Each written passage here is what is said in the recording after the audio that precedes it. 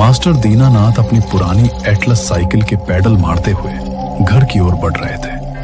वे पास के ही कस्बे बिशनपुर के सरकारी स्कूल में पढ़ाते थे। आज स्कूल के कुछ कागजी काम निपटाने में देर हो गई थी। उनकी साइकिल की चेन रह रहकर चर चर की आवाज कर रही थी, जो उस खामोश रात में किसी चेतावनी जैसी लग रही थी। दीनानाथ जी का दिल जोर जोर से धड़क रहा था। डर का कारण सिर्फ अंधेरा नहीं था, डर का असली कारण था काली पहाड़ी का वो पुराना रास्ता।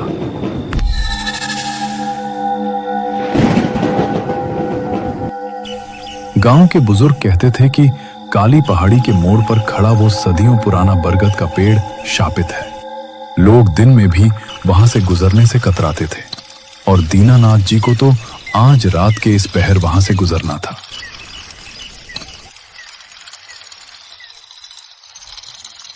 जैसे ही उनकी साइकिल बरगद के पेड़ के करीब पहुंची, अचानक हवा का रुख बदल गया। कोहरा और घना हो गया, जैसे किसी ने सफेद पर्दा गिरा दिया हो। साइकिल की टूटी फूटी लाइट की रोशनी बमुश्किल 2 कदम आगे तक जा पा रही थी। तभी एक अजीब सी महक उनकी नाक से टकराई। रात रानी के फूलों की खुशबू, जो इस कड़ाके की ठंड में खिलते ही नहीं है।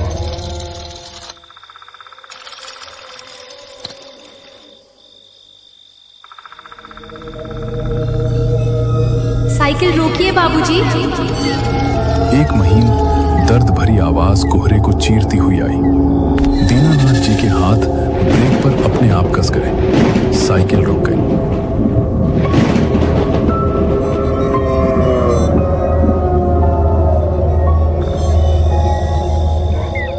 सन्नाटा और गहरा हो गया। उन्होंने कांपते हाथों से अपनी टॉर्च जलाई और इधर उधर घुमाया। कौन है? उनकी आवाज गले में ही अटक गई। बाबूजी, थोड़ी मदद कर दीजिए। टॉर्च की रोशनी सड़क के किनारे गई। वहां बरगद की जटाओं के पास एक युवती खड़ी थी, लाल साड़ी पहनी हुई, घूंघट थोड़ा नीचे तक। दीनानाथ जी को अपनी आंखों पर विश्वास नहीं हुआ। इस वीराने में इतनी रात गए एक अकेली औरत।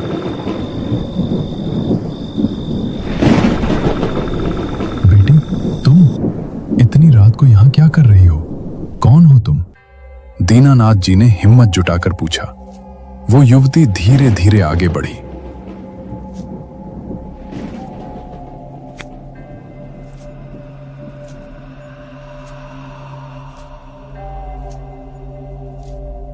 बाबूजी, थोड़ी मदद कर दीजिए। बाबूजी, मुझे घर जाना है। बहुत दर्द हो रहा है। क्या आप मेरे पास आएंगे? दीनानाथ जी एक शिक्षक थे। किसी की मदद करना उनका धर्म था। उन्हें लगा शायद कोई मुसीबत की मारी है। वे साइकिल खड़ी करके उसकी ओर बढ़े।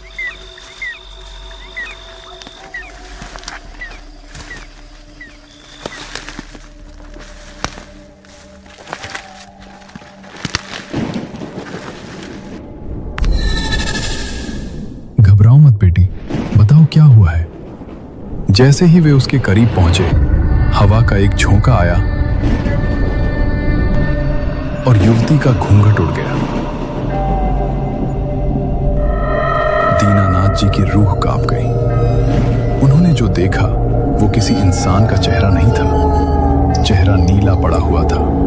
आंखों की जगह 2 गहरे काले गड्ढे थे और गले पर कुल्हाड़ी के गहरे घाव से ताजा खून रिस रहा था। बचाओ! दीनानाथ जी के हलक से चीख निकली। बाबूजी, मेरा अंतिम संस्कार करवा दीजिए ना। मेरी लाश वहां लटकी है। मुझे बहुत दर्द हो रहा है। उसने अपनी उंगली ऊपर बरगद की डाल की तरफ उठाई। दीनानाथ जी ने न चाहते हुए भी ऊपर देखा। वहां घने कोहरे के बीच उसी लाल साड़ी में लिपटी एक लाश फांसी के फंदे पर झूल रही थी। दीनानाथ जी का दिमाग सुन्न हो गया।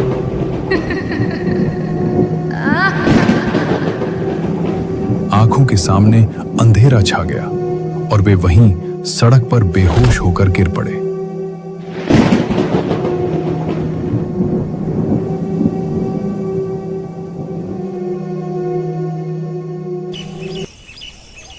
अगली शाम रामपुर के बस स्टैंड के पास भोला की चाय की दुकान पर भीड़ लगी थी। हर तरफ बस एक ही चर्चा थी, मास्टर दीनानाथ का पागल हो जाना। सुबह जब गांव वाले उन्हें ढूंढते हुए काली पहाड़ी पहुंचे तो वे बेहोश मिले थे। होश में आने के बाद से वे बस एक ही रट लगाए हुए थे, वो लाल साड़ी वाली, वो बरगद का पेड़। चाय की दुकान पर 4 दोस्तों का गुट बैठा था, विक्रम, समीर, पिंटू और राघव। विक्रम शहर से इंजीनियरिंग की पढ़ाई करके लौटा था। विज्ञान और तर्क पर उसका अटूट विश्वास था। वो भूत प्रेत की बातों को जाहिलों का वहम मानता था।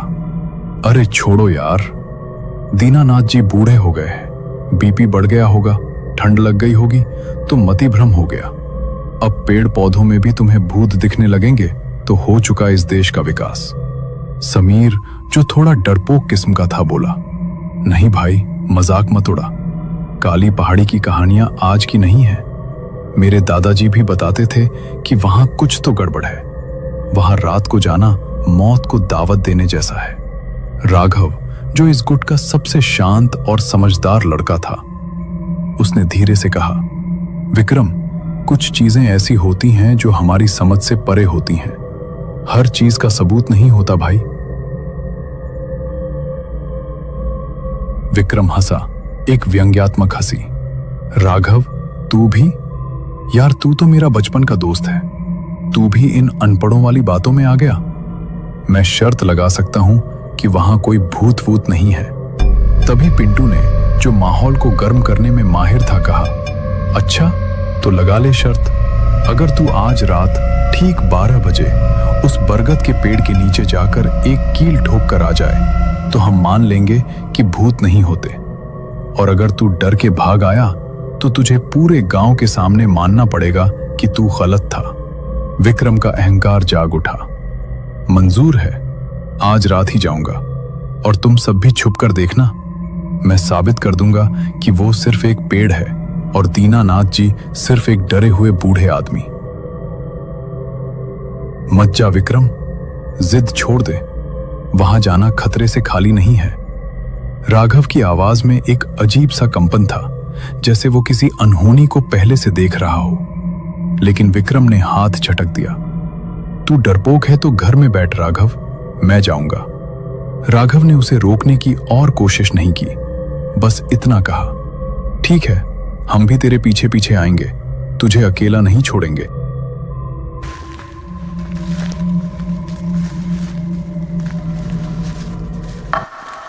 रात के 11:30 बज चुके थे। विक्रम हाथ में एक लोहे की कील और हथौड़ा लिए काली पहाड़ी की ओर बढ़ रहा था।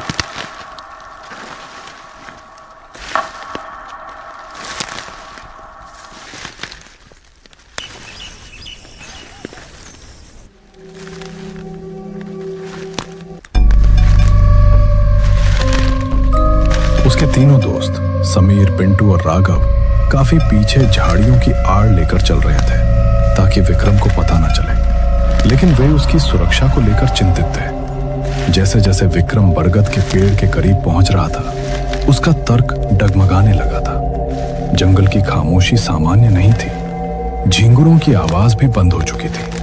कोहरा इतना घना था कि टॉर्च की रोशनी धुएं की तरह बिखर रही थी। अचानक विक्रम को लगा कि कोई उसके ठीक पीछे चल रहा है।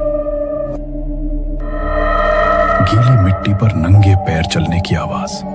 विक्रम ने झटके से पीछे मुड़कर देखा। कौन है वहां? कोई नहीं था, सिर्फ हिलते हुए पत्ते और कोहरा। वहम है, सब वहम है। विक्रम ने खुद को समझाया और आगे बढ़ा। बरगद का पेड़ अब सामने था, विशाल, काला और डरावना। उसकी जटाएं किसी डायन के खुले बालों की तरह जमीन को छू रही थी। विक्रम ने हिम्मत करके पेड़ के तने पर कील रखी और हथौड़ा उठाया।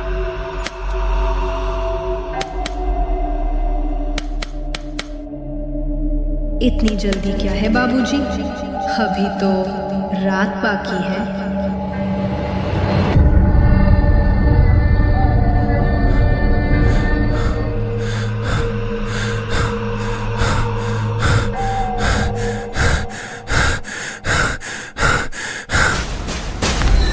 उसके ठीक बगल में पेड़ की आड़ से एक चेहरा झांक रहा था। वही सड़ा गला चेहरा, लटकती हुई जीभ और लाल आंखें। विक्रम की चीख निकल गई। हथौड़ा उसके हाथ से छूट गया। वो पीछे हटा और गिर पड़ा। उसने देखा कि वो औरत हवा में तैरती हुई उसकी तरफ आ रही थी। मेरा दर्द बांटोगी नहीं बाबूजी? वो जान बचाकर उल्टे पैर भागा। बचाओ समीर, राघव, बचाओ! तभी उसे सामने से अपने दोस्त आते दिखाई दिए। भागो भागो यहां से, वहां भूत है, सच में भूत है। समीर और पिंटू ने उसे संभाला। शांत हो जा भाई, हम है ना। नहीं, तुम नहीं समझ रहे, वो मेरे पीछे है, चलो यहां से। विक्रम रोने लगा था। तभी उन सब के बीच खामोशी छा गई। विक्रम ने महसूस किया कि समीर और पिंटू की नजरें उसके पीछे टिकी हैं, लेकिन डर से नहीं, बल्कि एक अजीब से सदमे से। विक्रम ने पीछे मुड़कर देखा। वहां राघव खड़ा था, लेकिन वो राघव वैसा नहीं लग रहा था जैसा वो चाय की दुकान पर था। उसका रंग पीला पड़ चुका था, उसकी आंखों में आंसू थे, और सबसे भयानक बात, राघव के पैरों के पास जमीन पर उसकी परछाई नहीं थी। राघव, तू वहां उस औरत के पास क्या कर रहा है? राघव उस चुड़ैल के बगल में खड़ा था। वही डरावनी औरत अब शांत खड़ी थी। उसका रूप अब डरावना नहीं, बल्कि बेहद दुखद लग रहा था। राघव ने एक फीकी दर्दनाक मुस्कान के साथ कहा, विक्रम, तूने मेरी बात नहीं मानी ना? मैंने कहा था मत आ यहां। समीर और पिंटू, जो अब तक विक्रम के पीछे थे, थर थर कांपते हुए बोले, विक्रम, हमें तुझे एक बात बतानी थी, लेकिन हिम्मत नहीं हुई। आज से 1 महीने पहले राघव गायब हो गया था। गांव वालों को लगा वो शहर भाग गया है, लेकिन विक्रम की आंखों के सामने अंधेरा छाने लगा। क्या बकवास कर रहे हो? राघव की आत्मा ने बोलना शुरू किया, और उसकी आवाज अब हवा में गूंज रही थी। हाँ दोस्त, मैं अब इंसानों की दुनिया में नहीं हूं। ये जो मेरे साथ खड़ी है, ये मीरा है, मेरी मीरा, और हम दोनों अब बस यादें हैं। विक्रम के पैरों तले जमीन खिसक गई। मतलब चाय की दुकान पर जो मेरे साथ बैठा था, वो मेरी आत्मा थी विक्रम। राघव ने कहा, मैं तुम्हें यहां इसलिए नहीं लाया कि तुम्हें डरा सकूं, बल्कि इसलिए लाया ताकि तुम हमें इंसाफ दिला सको। तुम ही मेरे सबसे समझदार दोस्त हो, मेरी मदद करो। अपने जिगरी यार को इस हालत में देखकर उसकी आंखों से आंसू बह निकले। बता राघव, क्या हुआ था तुम्हारे साथ? किसने किया ये सब? राघव और मीरा की आत्माओं ने अपनी दर्दनाक दास्तान सुनानी शुरू की। मीरा गांव के जमींदार ठाकुर बलदेव सिंह की बेटी नहीं, बल्कि उनकी एक दूर की रिश्तेदार थी, जो उनके घर में अनाथ की तरह पल रही थी। लेकिन ठाकुर की इज्जत और अहंकार बहुत बड़ा था। जब उन्हें पता चला कि उनकी घर की लड़की एक साधारण किसान के बेटे से प्यार करती है, तो उनका खून खौल उठा। उस काली रात ठाकुर के गुंडों ने इसी बरगद के पेड़ के नीचे पकड़ लिया था। ठाकुर ने हम पर रहम नहीं किया। मीरा गिड़गिड़ाती रही, लेकिन उस शैतान ने अपनी तलवार से मीरा का गला मेरे सामने काट दिया। और जब मैंने उसे बचाने की कोशिश की, तो उन्होंने मुझे भी मार डाला और हमारी लाशों को इसी पेड़ के नीचे गड्ढे में गाड़ दिया, ताकि दुनिया को लगे कि हम भाग गए। मीरा की आत्मा आगे आई। विक्रम भैया, हमारी आत्मा यहाँ कैद है। वो ठाकुर आज भी जिंदा है, अपनी हवेली में आराम से सो रहा है। जब तक उसे सजा नहीं मिलेगी, हमें मुक्ति नहीं मिलेगी। हमारा शरीर इसी पेड़ की जड़ों के नीचे दबा है। हमारा अंतिम संस्कार करवा दो भैया। तीनों दोस्त विक्रम, समीर और पिंटू पत्थर की मूरत बने खड़े थे। उनकी नसों में अब डर नहीं बल्कि बदले की आग दौड़ रही थी। विक्रम ने अपने आंसू पोंछे। उसकी आंखों में अब वही आत्मविश्वास था, लेकिन इस बार वह अहंकार का नहीं बल्कि न्याय का था। तेरी कसम राघव, विक्रम ने कसम खाई। सूर्योदय से पहले उस ठाकुर का सच सबके सामने होगा और तेरा अंतिम संस्कार पूरे सम्मान के साथ होगा। विक्रम ने तुरंत एक योजना बनाई। उसने समीर को पुलिस स्टेशन भेजा, क्योंकि विक्रम के पिता शहर में डीएसपी थे और विक्रम ने अपनी जान पहचान का इस्तेमाल करने का फैसला किया। पिंटू को गांव वालों को इकट्ठा करने का काम सौंपा गया। विक्रम खुद हवेली की तरफ बढ़ा। रात के 2 बज रहे थे। ठाकुर बलदेव सिंह अपनी आलीशान हवेली के कमरे में सो रहा था। अचानक खिड़कियां जोर जोर से खड़कने लगी। कमरे का तापमान गिर गया। ठाकुर बड़बड़ाते हुए उठा। कौन है? कमरे के कोने में अंधेरे से राघव की आकृति उभरी, खून से लथपथ, आंखों में अंगारे लिए। पहचाना ठाकुर? राघव की आवाज कमरे में गूंजी।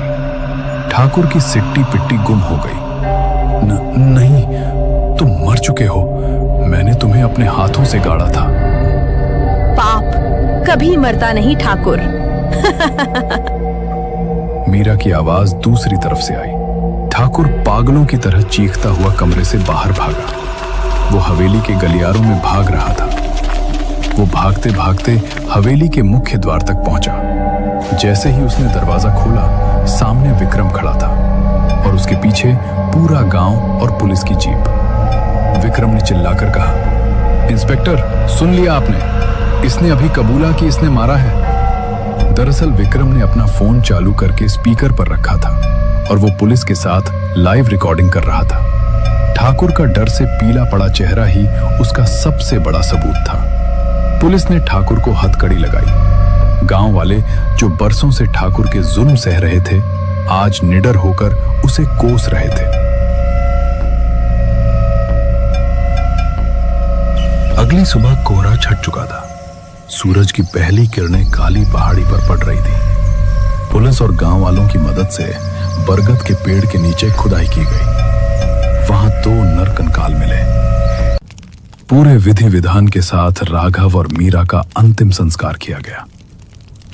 जैसे ही लपटें उठी, धुएं के बीच 3 दोस्तों को 2 आकृतियां दिखाई दी। राघव और मीरा अब खून और जख्मों से मुक्त थे। वे मुस्कुरा रहे थे। उन्होंने हाथ हिलाकर अपने दोस्तों को अलविदा कहा और धीरे धीरे उसकी रोशनी में विलीन हो गए। तुझे पता है विक्रम, समीर ने भारी आवाज में कहा, आज तू शर्त हार गया। भूत होते हैं। विक्रम ने आसमान की ओर देखा और मुस्कुराया। हाँ यार, मैं हार गया, लेकिन खुशी है कि मेरा दोस्त जीत गया। उस दिन के बाद से काली पहाड़ी पर फिर कभी किसी को डर नहीं लगा।